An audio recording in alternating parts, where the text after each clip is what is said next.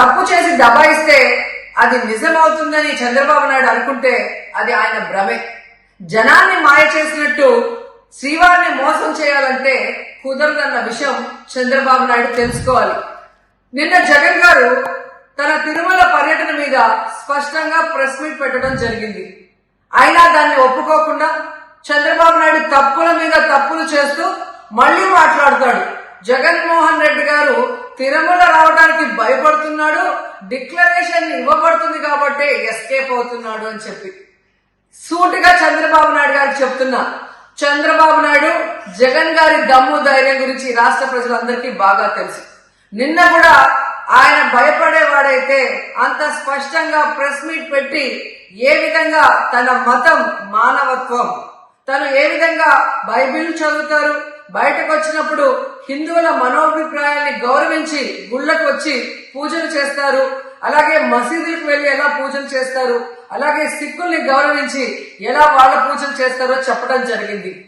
ఈ రోజు మీకు క్లియర్ గా తెలుసుకోవాల్సిన విషయం, మీకు దేవుడు అంటే భయం భక్తి లేదు కాబట్టి ఏంటనేది మీకు అర్థం కాదు. కానీ ఒక భక్తుడికి దేవుడి దగ్గరికి వెళ్ళాలి అన్నప్పుడు ప్రశాంతమైన వాతావరణంలో వెళ్ళాలనుకుంటాడు, ప్రశాంతంగా భగవంతుడిని పూజించాలని అనుకుంటాడు.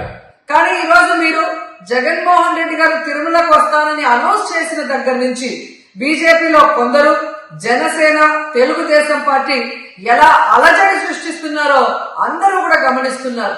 ఏ విధంగా అలిపిరి దగ్గర మేము అటాక్ చేస్తాం, అడ్డుకుంటామని చెప్పటం, అలాగే వైఎస్ఆర్ కాంగ్రెస్ పార్టీ నాయకులందరికీ, కార్యకర్తలందరికీ నోటీసులు ఇచ్చి జగన్మోహన్ రెడ్డి గారి పర్యటనకి పర్మిషన్ లేదు కాబట్టి ఎవరు వచ్చినా అరెస్ట్ చేస్తామన్నట్టుగా భయభ్రాంతులకు మీరు ఎలా గురి చేశారు.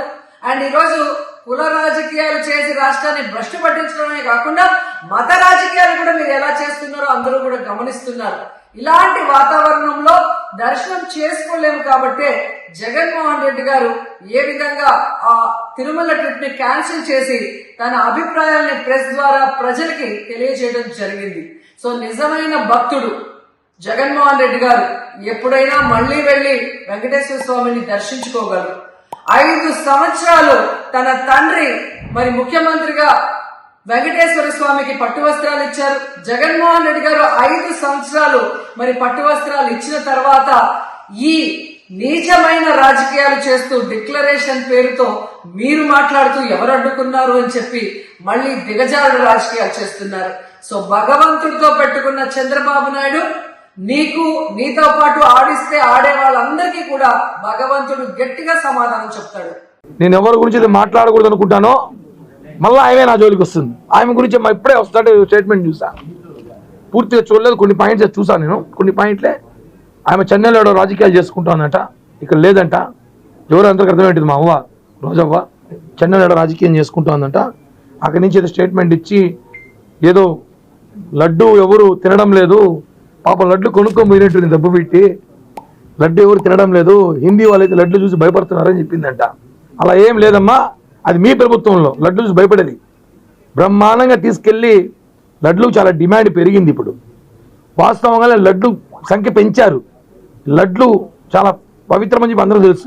మీరు ఏదో లడ్లు మర్చిపోయి నువ్వు మీ ఇంటి వెనకాల వేరే స్వీట్ షాప్ లడ్లు ఏమి తీసుకెళ్ళావేమో ఒకసారి చూసుకో, ఏ లడ్లు తీసుకెళ్ళావో. తిరుమల లడ్లు తీసుకెళ్ళి ఉండవు నువ్వు.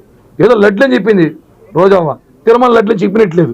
ఒకసారి చూసుకో అది ఏ లడ్లో, ఏమో మర్చిపోయి ఉంటావు, రాత్రి నుంచి మర్చిపోయావు, పొద్దునకి పొద్దున మర్చిపోతావు కాబట్టి అది ఏ తీసుకున్న లడ్లు చూసుకోమని చెప్పి కూడా ఒకసారి హెచ్చరిస్తూ, ఇంకొకసారి కానీ శ్రీవారి హిందువుల మనోభావాల విషయంలో కానీ మాట్లాడితే, ధార్మిక క్షేత్రాలతో మాట్లాడితే ఊరుకునే ప్రసక్తి లేదని చెప్పి కూడా తెలియజేస్తున్నాం. ఇదే కదా ఈ రాష్ట్రంలో గెటప్లు సెటప్లు ఆయనది టాపు, ఆమెను మించిన ఎవరు లేరు. అన్ని గెటప్లు వేసింది. సిగరెట్ ముట్టించుకున్నట్టు రోజా గారు చూసారా, తీసుకొచ్చి ఇచ్చారా? చెప్తారు కదా, ఆమె ఏమో చూసారా, తీసుకొచ్చి ఇచ్చారా? పవన్ కళ్యాణ్ గారి గురించి మాట్లాడే అర్హత సినిమా ఇండస్ట్రీలో వైసీపీ నాయకులు ఎవరైతే ఉన్నారో పెయిడ్ ఆర్టిస్టులు ఎవరికి అర్హత లేదు, ఇంకెవరికి కూడా లేదు.